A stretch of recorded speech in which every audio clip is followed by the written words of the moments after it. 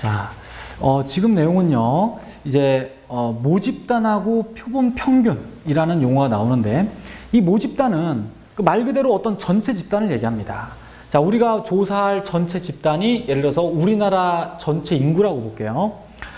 그리고 이 중에서 표본이란 말은 그 일부를 꺼내서 조사한다는 얘기예요. 그 표본 조사를 하는데, 그 표본 조사할 때 어떻게 하게 되냐면, 자, 일단 상황을 이렇게 합니다. 자, 우리나라 전체 인구를 100명이라고 볼게요.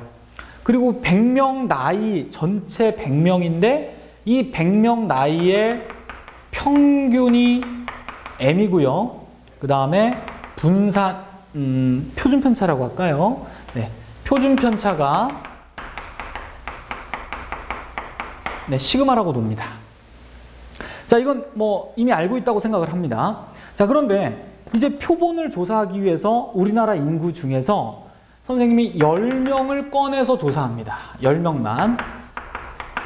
10명을 꺼내서 조사한다. 즉 10명한테 전화를 다 걸어서 몇 살입니까를 다 조사해요. 그랬더니 그 10명 나이가 평균이 41세가 나온답니다. 10명 나이만 평균 내본 거예요. 그거를 우리는 표본 평균이라고 불러요. 말 이해 가죠? 표본의 평균만 구해본 거야. 그거를 우리는 표본 평균이라고 부르고요. 이런 기호를 씁니다. 자, 기억하세요. 기호 이름 표본 평균. 그 다음에 또 10명을 무작위로 꺼내서 또 조사해요. 계속 10명씩. 그랬더니 그 10명의 표본 평균은 뭐 37세가 나올 수 있고요. 또다시 뭐 10명을 내 맘대로 무작위로 꺼내서 그 10명의 표본 평균을 구해봤더니 뭐 40세가 나올 수도 있고요. 이런 식으로 계속합니다. 그러면 우리나라 인구가 100명일 때 이렇게 표본 조사를 했을 때요. 도대체 몇 번을 하게 될까요? 100명 중에 10명씩 꺼내 조사해. 그럼 몇 번을 조사하냐면 10번이 아닙니다. 그리고요, 또 어떤 친구는 100시 10이라고도 생각하는데, 자, 이것도 아니에요. 네, 10개를 뽑을 수 있는 경우도 아니고요. 자, 이게 뭐냐면 100파이 10이 나옵니다. 즉, 기호 다시 한번 복습해 볼까요? 100개, 서로 다른 100개 중에서 중복을 허락해서 10개를 꺼내서 일렬로 나열하는 방법의 수예요. 즉 이게 무슨 얘기냐면 10명을 조사하는데 이런 거야. 내가 리서치 회사의 직원입니다. 10명한테 전화를 거는데 처음에 A한테 걸었어요. 전화를. 나이를 물어봤어. 그 다음에 B한테 묻고요. 그 다음에 전화했는데 또 무작위로 거니까 전화번호 무작위로 펴서 걸어요. 또 A한테 또 건 겁니다. 전화를. 그 다음에 또 C, D 하다가 또 A한테 한 번 더 걸 수도 있어요. 이렇게 10명한테 조사해서 나이를 평균 낸 게 41세예요. 그런데 이제는 또다시 10명을 꺼낼 때 이제는 이렇게 전화했더니 A가 또 받아요. A가 받고 두 번째 걸었는데 또 A가 받고 세 번째에도 A가 받고요. 그 다음에 B, C, D 이렇게 전화를 받아요. 그러면 아까와 지금은 같은 사람을 조사한 것 같지만 실제로 여기서 말한 이 표본 평균의 값들은 이걸 전부 다 다른 걸로 본 거예요. 그러니까 이런 표본 조사도 하고 또 이런 표본, 같은 나이가 나오겠지만 그래도 같은 사람을 여러 번 할 수도 있고 순서가 달라져도 전부 다 다른 조사라고 보고 10명씩 뽑는다는 얘기입니다. 자, 이걸 이해하세요. 왜 그러면 이렇게 조사를 왜 하느냐? 그거는 공식입니다. 공식을 만들기 위해서 이런 표본 조사를 한 거에 불과해요. 그럼 이렇게 조사해서 표본 평균을 다 이렇게 구해내면 자, 이런 결론이 나옵니다. 이 표본 평균들의 평균이 있겠죠. 그러니까 이 값들을 또다시 다 더해가지고 전체 가지수로 나누는 겁니다. 그럼 표본 평균의 평균이 나오는데 이 값이 뭐가 나오냐면 참 신기하게도 우리나라 인구 전체 나이의 평균이 나와요. 그 다음에 이 표본 평균의 분산은요, 뭐가 나오냐면은 원래 분산을 표본 조사한 사람 수 10명으로 나눈 값이 나와요. 자, 그래서 우리는 이 열을 어떤 기호를 쓰냐면요, n이라고 씁니다. n. 이걸 외우셔야 돼. 결론은. 자, 다시 한번 용어만 볼까요? 표본 평균, 모평균, 모 표준편차 표본의 크기라고 말합니다. 10명을 꺼낸 걸 표본의 크기라고 불러요.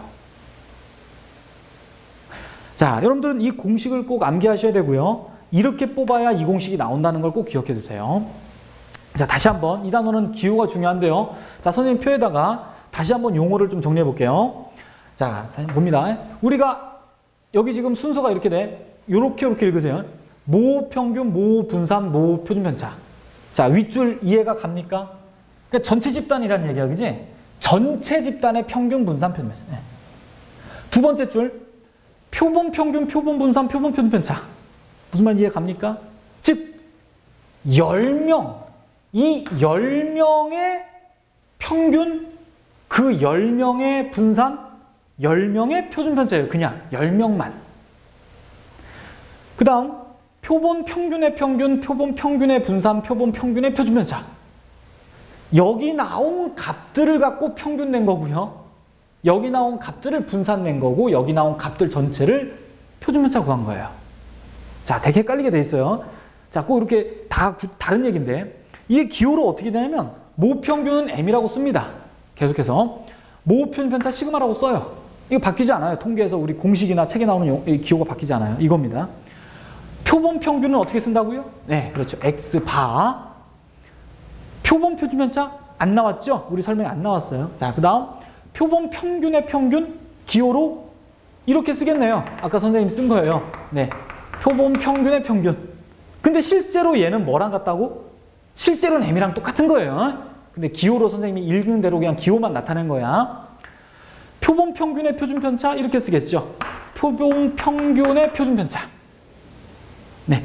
근데 실제로 다시 한번 공식을 써보면 얘가 M이 되고요. 얘는 뭐가 되냐면 아까 표본 평균의 분산에 루트 붙인 거니까 결국 얘가 루트 N분의 시그마 이렇게 나오게 됩니다. 자, 그런데 이제 여기 들어갈 말이요. 이게 우리 공식엔 안 나오지만 S라는 걸로 간혹 쓰이기도 하는데요. 자, 얘는 여러분들 교과서나 어떤 기본 내용서를 보시면 어떤 설명이 있냐면 표본 표준편차라는 이 값은 실제로 어느 공식에도 관여하진 않지만 혹시나 모 표준편차가 주어지지 않은 문제에서 그냥 이 값을 얘로 대체해서 쓰기도 합니다. 자, 이 두 값이 똑같다는 게 아니에요. 아니라 이게 있어야 되는데 없단 말이야, 문제에. 그럼 꽝 대신 닭이라고 그냥 이걸 갖다 써요, 그 자리에. 대신 그냥 없으니까. 자, 이런 성질만 하나 갖고 있을 뿐이지 공식화된 것에 관여하는 것은 아닙니다. 자, 그리고 뭐 분산은 의미가 없죠. 왜? 표준편차만 제곱하면 되니까. 네, 기호로 쓰진 않아요. 자, 이렇게 해서 여러분들이 이제 표본 평균이 갖고 있는 이런 성질을 아셔야 되고요. 자, 이제 이어서 할 내용은요. 표본 평균과 이 모평균 사이의 관계는 이렇지만 모평균을 추정한다는 내용이 하나 더 남았습니다. 자, 그 말이 무슨 말인가 좀 이따 보겠습니다.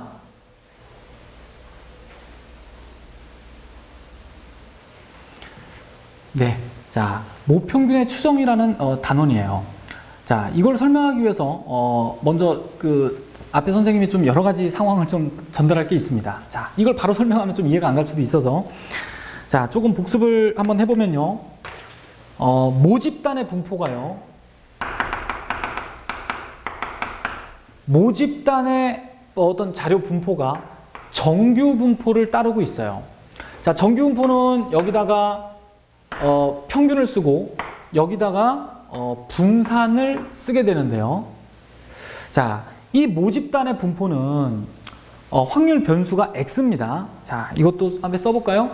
X가 바로 모집단이에요. 그러니까 결국 이 M이라는 게 X의 평균이고 얘가 X의 분산입니다.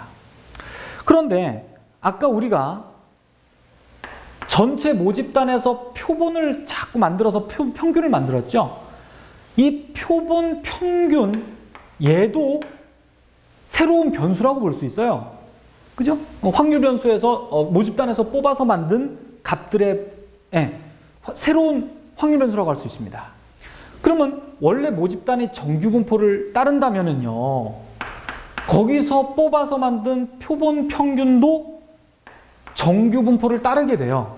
자, 이것도 그냥 받아들이셔야 돼요. 네, 따로 증명할 방법은 없습니다. 자, 그럼 얘도 정규 분포를 따르는데 여기다 써야 될 거는 평균이고요. 여기다 써야 될 건 분산이에요. 그럼 당연히 얘의 평균 분산을 써야 되겠죠. 그럼 이 X바의 평균이 뭐라고요? 원래 모평균하고 똑같다고요. X의 평균하고. 그 다음 X바의 분산은요? 아까 공식화된 게 N분의 모분산이었죠? 자, 이렇게 쓰게 돼요. 그럼 결국 X바가 이 정규분포를 따르게 됩니다. 됐나요? 자, 그리고요. 또 하나 설명을 좀 해야 될 것이 표준화라는 얘기인데요. 표준화. 자, 우리가 이 X라는 문자를 표준화하기 위해서 표준화 변수 Z를 어떻게 잡았죠? 정의를. 그죠? 우리가 바꿀 변수를 여기다 쓰고요. 그 다음에 여기다 뭘 썼지? X의 평균을 썼죠? 그럼 M을 써야 되고요. 여기는 뭐 씁니까? X의 표준 편차를 씁니다. 모집단의 표준 편차하고 모집단의 평균이겠죠? 그런데 얘도 마찬가지 표준화 시킬 수 있어요. 어차피 정규분포이기 때문에 표준 정규분포로 바꿀 수 있습니다. 그럼 얘는 어떻게 되냐면 변수가 X바죠, 지금. 그럼 여기다 써야 될 건 뭘까요? X바의 평균을 쓰는 겁니다. 근데 X바의 평균은 어차피 모평균하고 똑같고요. 그죠? 그 다음에 밑에 써야 될 건 표준 편차인데 X바의 표준 편차죠? 그럼 결국 여기다 써야 될 건 루트 N분의 시그마를 써야 되는 거예요. 그러니까 공식의 구조는 똑같은 겁니다. 예. 옆에다가 이 문자의 평균을 쓰고요. 밑에다가 이 문자의 표준 편차를 쓰면 되니까. 자, 이런 내용. 자, 그리고요. 자, 또 하나 살짝 복습을 여러 단계 해야 우리가 저기에 갈 수가 있어요. 자, 또 하나는 표준 정규분포가 있습니다. 표준 정규분포는 평균이 0이면서 분산 표준 편차가 1인 확률 분포죠. 자, 정규분포죠. 네. 이 정규분포는 당연히 확률 밀도 함수이기 때문에 일부분의 어떤 구간에서의 확률이요. 결국 이 면적이 나오죠. 그죠? 그런데 이 구간을 좀 특정한 값으로 마이너스 1.96하고 1.96을 잡아줍니다. 그러면 마이너스 1.96에서 Z의 범위가 1.96까지의 확률이 바로 저 넓이가 나와요. 근데 그 넓이가 0.95라는 사실이 알려져 있습니다. 자, 왜 뜬금없이 갑자기 이 숫자에 이 넓이를 쌤이 얘기하느냐. 근데 이럴 수도 있어요. 여기 숫자를 바꾸고 0.96을 쓸 수도 있고요. 여기 숫자를 좀 바꿔서 뭐 0.98을 쓸 수도 있어요. 그건 중요한 게 아니라 자, 이 예를 가지고 어떤 모평균 추정을 하는지 한번 보세요. 자, 옆으로 갑니다. 자, 요 사실에서요. 요 Z라는 문자를 한번 예로 바꿔 넣어 봅니다. 자, 얘를 갖다가 요 Z에다 집어넣으면은 자, 조금 길어질지 모르겠는데 마이너스 1.96 이렇게 해서 루트 N분의 시그마 X바 마이너스 M 이렇게 되겠죠. 자, 선생님이 조금만 생략해서 빨리 쓸게요. 교재엔 다 있습니다. 자, 그러면 이 부등식을 정리하기 위해서 양변에 얘를 곱해버려요. 얘를 곱한 다음에 X바를 양변에 빼주고요. 양변에 마이너스 곱하면 M의 부등식으로 이 부등식을 바꿀 수 있어요. 이건 어렵지 않아요. 여러분들이 직접 해보면 네, 분모 곱하고 적당히 양변에 빼거나 더하면 돼요. 그럼 여기가 어떻게 나오냐면 X바 마이너스 1.96 루트 N분의 시그마 값이 나오고요. 여기는 X바 플러스 1.96 루트 N분의 시그마라는 게 나옵니다. 자, 얘가 0.95가 나와요. 자, 우리는 여기서요, 결론을 어떻게 내리냐면, 자, 이렇게 합니다. 얘가 모평균이죠. 결국 모평균이 이 값 사이에 있을 확률이 0.95라는 얘기입니다. 자, 이거 좀 쓰기가 뭐한데, 자, 그냥 말로 할게요, 선생님이. 모평균이 이 값과 이 값 사이에 있을 확률이 0.95란 얘기입니다. 즉 다시 말해서요. 조금 말을 바꿀까? 95%의 신뢰도로 M은 이 값과 이 값, 이걸 동그라미 네모라고 하는 M은 동그라미와 네모 사이에 있다라고 말할 수가 있어요. 그러니까 이 말은 M이 이 값 사이에 있다는 말은 95% 정도 믿을 만하다. 이런 얘기하고 똑같은 얘기입니다. 자, 와 닿나요, 좀? 자, 이게 바로 모평균의 추정이라는 건데요. 아까 우리가 했던 그 내용하고 조금 연관을 좀 살짝 구분을 좀 지어볼까요? 자, 보세요. 자, 마찬가지 아까 했던 내용이에요. 100명의 인구가 있어요. 아까는 계속해서 10명의 나이를 조사해서 평균 내고 계속했죠? 이제는 그러지 않아요. 한 번만 합니다. 한 번만. 표본 조사를 딱 한 번만 10명을 뽑아서 했더니 41세가 나왔어요. 그냥. 한 번만 조사한 이 나이를 가지고 우리나라 인구 전체 나이의 평균은 당연히 구할 수가 없고요. 단지 추정할 뿐이에요. 추정. 즉 아까 썼던 공식 그대로입니다. 이 X바가 결국 41이 나온 거예요. 그럼 여기가 41 마이너스 1.96이 되고요. 곱하기 루트 n은 얼마예요? 루트 10명 조사했으니까 루트 10분의. 시그마는 문제가 줍니다. 문제가 줘요. 그럼 여기도 어떤 상수가 오게 됩니다. 결국 양쪽이 다 상수로 구해지죠. 결국은 모평균이 이 사이에 있을 확률이 0.95다. 0.95의 95%의 신뢰도로 모평균은 이 사이에 있다고 말할 수 있다. 이렇게 전체 평균을 추정하는 내용입니다. 자, 여기서 조금 더 새로운 용어만 조금 얘기하고 마무리할게요. 자, 여러분들 요 부등식에서요. 어떤 용어가 나오냐면 신뢰 구간 이런 용어가 나와요. 신뢰 구간이란 말은 바로 여기 써 있는 이겁니다. 이거. 이 범위. 즉 이 범위죠. 이거를 우리는 신뢰 구간이라고 얘기해요. 그리고 이 신뢰 구간의 길이라는 것도 얘기합니다. 부등식이니까 여기서부터 이까지의 사이에 있으니까 이 길이라는 게 결국 이 두 값의 차이가 되겠죠. 이해 갑니까? 예를 들어서 뭐 1부터 5까지의 범위다. 그럼 구간의 길이는 얼마예요? 4죠, 4. 그것처럼 이 값에서 이 값 뺀 게 바로 그 구간의 길이야. 그럼 결론이 이 두 수를 빼기만 해보면 여러분들이 어렵지 않게 2 곱하기 1.96 루트 n분의 시그마라는 이런 표현을 얻을 수가 있어요. 이 용어 기억해야 됩니다. 그 다음에 또 하나가 모평균과 표본 평균의 차이. 네, 이런 용어가 나오는데요. 자, 얘도 우리가 여기 부등식에서 알 수가 있어요. 잘 보시면 첫 번째 부등식이에요. 얘를 갖다가 양변에 곱하면요. 곱하면 어떻게 나왔어요? x바 마이너스 m이 이렇게 해서 범위가 나오겠죠? 그럼 얘를 좀 다르게 쓰면 이렇게 쓸 수 있죠? 절대값 x바 마이너스 m 작거나 같다 1.96 루트 n분의 시그마 이렇게 쓸 수 있어요. 자, 이건 어렵지 않게 여러분들이 만들어 볼 수 있을 겁니다. 자, 그래서 결국 이 개념이 차이라는 개념이 나오죠. 모평균과 표본평균의 차이는 이 값을 넘을 수가 없어요. 즉 어떻게 보면 얘가 이 차이의 오차한계입니다. 자, 오차한계인데 실전에서는 이렇게 돼요.